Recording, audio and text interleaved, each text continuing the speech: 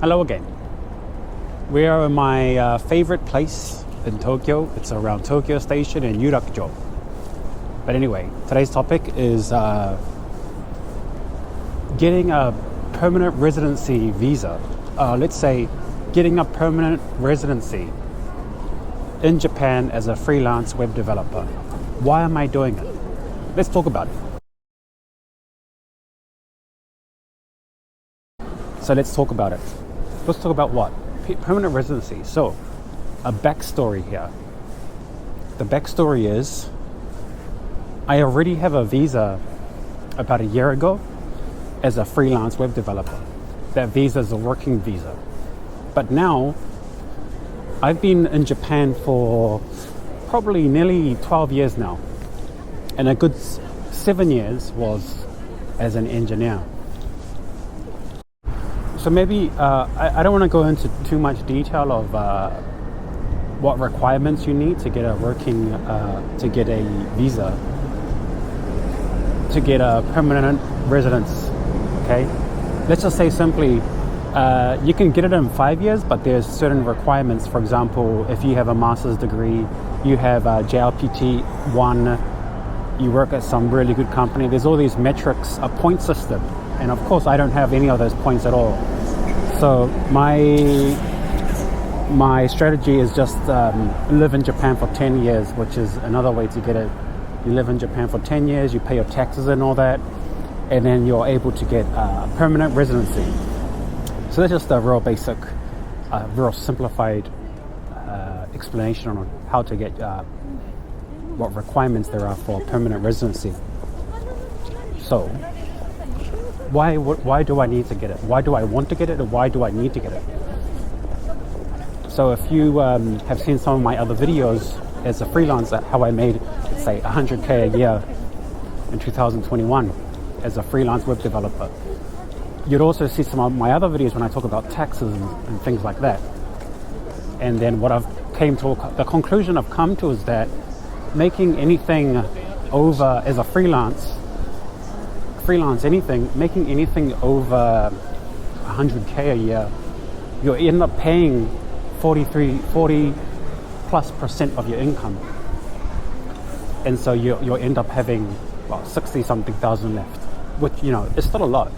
But you don't want to be you don't want to be spending 45% of your day just to pay taxes, right? So that's another thing. So why do I need to? Well, mine's quite simple. I don't know if it's simple, but I'll try to explain it. I want to start my own company in Japan. And the reason I want to start my own company is I don't want to take a lot of income, so it just means I pay more taxes and I just work to pay taxes. It's not what I want to do.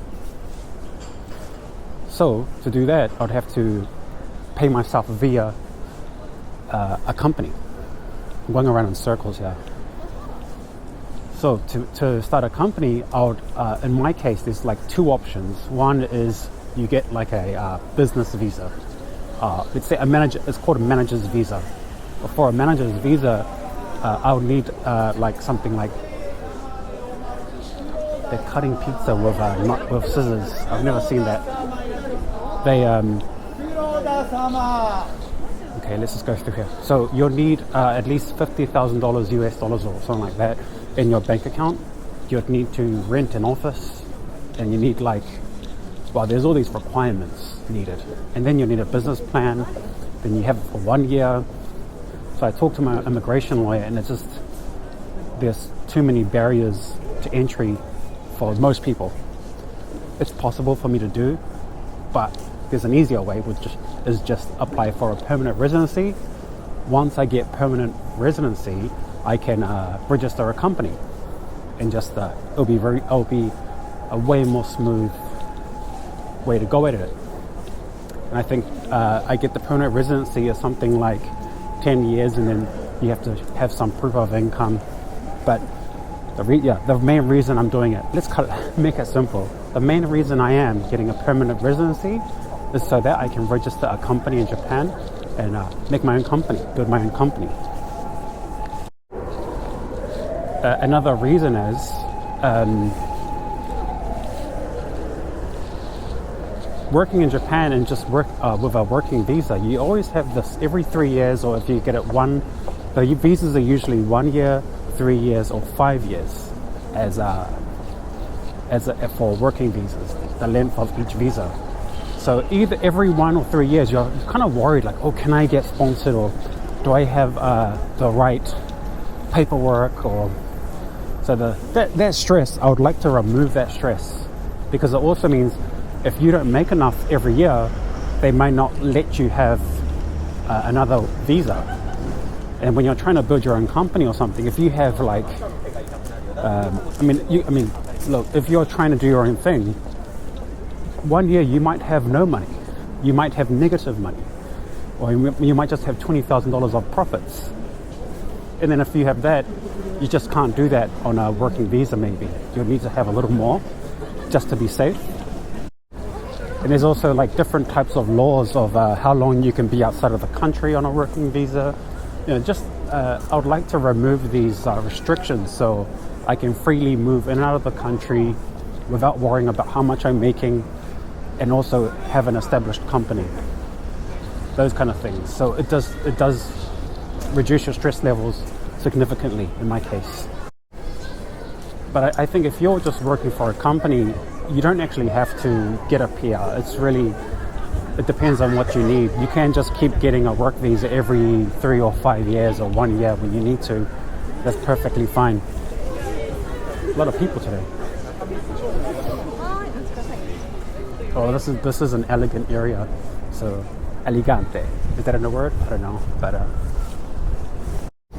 another reason I would like a permanent residency is I will be establishing a company in New Zealand and Japan. My dream is to have my own, let's say I'll be running operations in New Zealand and Japan, preferably Tokyo and Auckland. So that's another reason that I would like to have I don't want to say the word diversify because it's not even that diverse, but I would like to have 2 locations to work from, not just physically, but for economics. And this also comes into another discussion of if you come to Japan, like you can kind of, after a few years, you think, okay, am I going to stay here in the long term? Is this going to be my base? Which a lot of people I've met, it's a pretty good base to have. But for some reason, I really want to go back to where I come from and make something work there too. So that's something. Maybe you're not in a position right now to get a permanent residency. Maybe you're thinking of coming to Japan. So I think you don't have to think so. Okay, I'm going to stay in this country only, or I'm only going to stay in America. You can also think of running things in 2 countries at once. And the reason I want to do that as well is like I'm trying to think 10 or 20 years down the line. It's a kind of my way to it's security. It's security for me and my potential future family. And I hope that makes sense, because I think sticking to one city, I feel restricted. But having two different countries, I feel I'm having a 50-50 stake in my company will have 50-50. Anyway, I hope this translates well. It's hard to explain exactly, but I think you get what I mean. In the next 20 or 30 years, hopefully I'll be alive in 30 years, or I don't know if I can make it, but I would like to have 2 countries to have, I would like to, how do I explain this? I'm hedging risk maybe, that's not a good word. I'm hedging against each country that, I'm betting that each country is going to make it and each country is going to fall. How does that sound? I believe in both countries to go either way. And I'm not an expert on economy or anything, so, I don't know anything. And I've talked to a few people. Oh, we're at Tokyo Station now. My favorite station in Japan. So I've talked to a few engineers as well, and you kind of ask, where do you want to raise your family, and then if you think you don't, I love New Zealand, but I also do love Japan, and to be able to raise a family in both countries, I mean not simultaneously, but you know, a few years are here, a few years there, or something like this, is ideal for me. So to make that happen, that dream happen, I have to put things in place to make it work. So I'll walk this way now. So yeah, I think, and it also comes into play, I don't know what will happen in Japan. And this is the thing, I'm not Japanese. I don't want to get a Japanese passport. I'm not trying to become a Japanese person. But I love the country and I want to stay here. There's some Louis Vuitton thing here. Louis Vuitton. I never buy that stuff. It's not for me. What if I can't get the permanent residency? If I can't get it, then I'll probably leave Japan. And not physically. I'll leave, but when my working visa ends in 2 years, I won't renew it, and I'll just establish a company overseas. But I'll be working with or in Japan. How does that work? If you get the New Zealand passport, and like many other countries, I don't have the actual list right now, but we can travel on a holiday visa, just a normal holiday visa, 6 months in a year, and each time you come, it would be 3 months each. I don't know if I will exactly live 6 months in Japan every year, but I will be doing something like that if I don't get the permanent residency. Another option is if you just marry someone here. That is an option. First, you need to get a waifu. I'm an expert at that. No, I'm not. So you might be thinking, why would I not be able to get why would I not be able to get a permanent residency? And so I was talking to my immigration lawyer and seeing my history of my taxes. So I think the biggest issue here is in the past 2 years, I didn't pay my pension on time. And it seems that immigration is immigration is quite strict about these kind of things. So it doesn't matter if I make a lot of money each year. If I miss payments, that could be a red flag for them. Now, this is where things about Japan gets a bit, I don't feel good about this. Not because I didn't pay my pension, that's fine, they can make their rules. But the fact that they need that extra little bit of cash, the government is so needy of this extra bit of cash, it just doesn't feel like, the future doesn't feel bright if that's the case. And I was also told that permanent residency success rates have dropped because this is from not from an actual immigration lawyer, is that once people get their permanent residency, they stop paying for their pensions. This is quite a big topic lately in Japan. It's the baby boom. There's so many baby boomers that we can't support them with their pension and their health insurance because naturally as you get older, you get sick more often and you have physical issues and it costs money to look after these people. So the burden of the next generation or even millennials and zoomers is making enough money and getting taxed a certain amount to sustain the Ponzi scheme of pensions and health insurance, which every country's starting to see in the next 20-30 years as the boomers kind of head off. So that's what I'm trying to say, is that if the economy gets so bad, having another location that is somewhat safe or somewhat economically fine, which New Zealand is, yes and no, it isn't. You just go there and try and buy something, you'll see how the cost of everything. So that's another story about New Zealand, which I hope to make soon.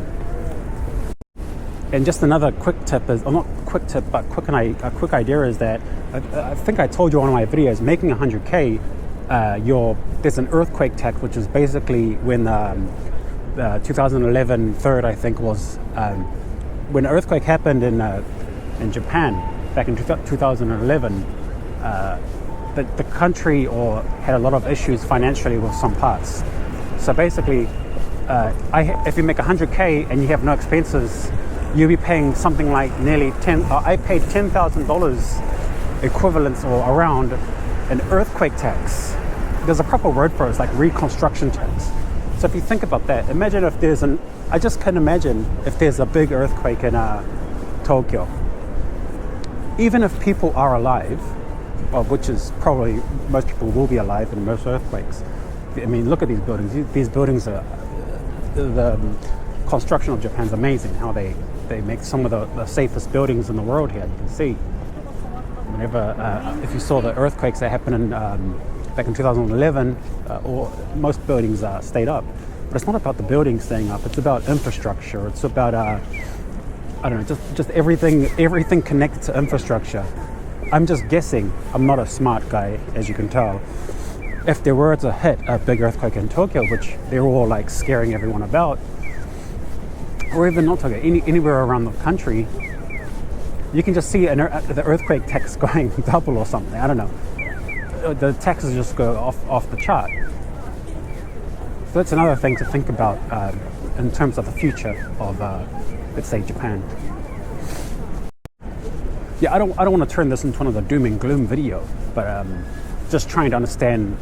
It's something you get once you start paying taxes. You kind of see more of the economy. And if you're a pleb like me, you don't have a lot of money to spend, right? You can't just, these millionaires just do stuff with their money and hide it here, hide it there, But I am thinking of hiding my money in Samoa. I can get a passport in Samoa and just hide it there.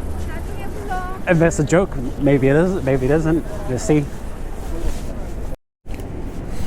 Okay, if you made it this far, thank you for listening, and connect with me on LinkedIn. If you want to chat to me, I'm very open to anyone chatting. I really enjoy chatting with people. And Discord. The Discord servers are slowly growing.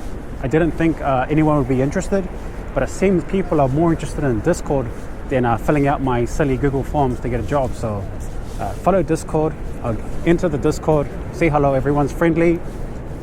LinkedIn, connect, help me out with that. It's good to show companies that I have all these connections. And then what else is there to do? Just those two things. And let me know what you think. Should I get a haircut? What do you think? Anything. Tokyo Station. I'm out.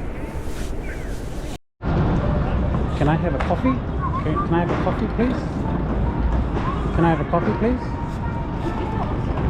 Wasn't a coffee, what is it?